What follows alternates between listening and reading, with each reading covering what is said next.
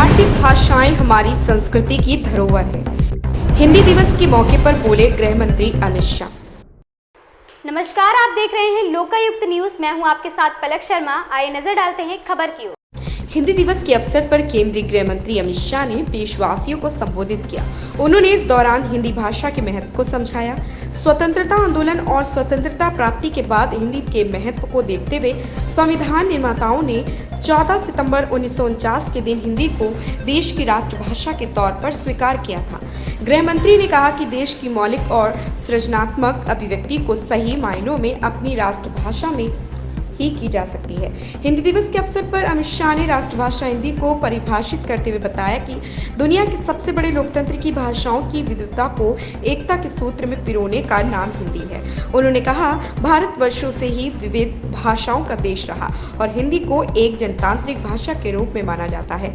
इसने अलग अलग भारतीय भाषाओं और बोलियों के साथ कई वैश्विक भाषाओं को सम्मान देने का भी काम किया है। अमित शाह ने आगे कहा, हिंदी भाषा ने देश की स्वतंत्रता के दौरान देशवासियों को एक सूत्र में बांधने और अनेक भाषाओं में बटे देश में एकता की भावना को स्थापित करने का भी काम किया था। केंद्रीय गृह मंत्री अमित शाह ने हिंदी दिवस के मौके पर हिंदी भाषा के इतिहास पर बात की। उन्होंने कहा, देश में स्वराज प्राप्ति और स्वभाषा के आंदोलन साथ साथ चल रहे थे। स्वतंत्रता प्राप्ति के बाद हिंदी के महत्व को देखते हुए संविधान निर्माताओं ने इसे 14 सितंबर 1949 के दिन राष्ट्रभाषा के तौर पर स्वीकार किया था।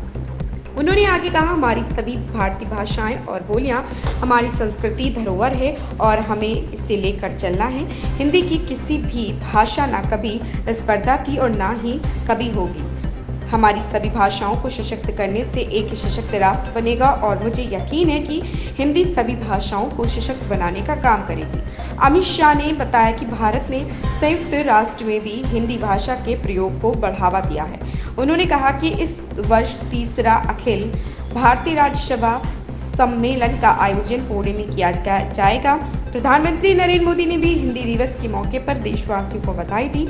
उन्होंने कामना की कि हिंदी भाषा राष्ट्रीय एकता और सद्भावना की डोर को निरंतर मजबूत करती रहे।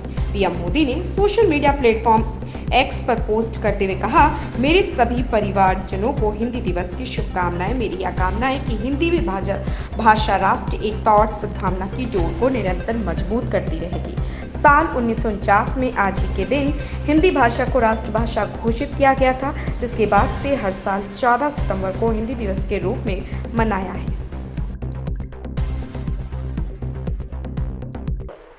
इस खबर में बस इतना ही। देखते रहें लोकायुक्त न्यूज।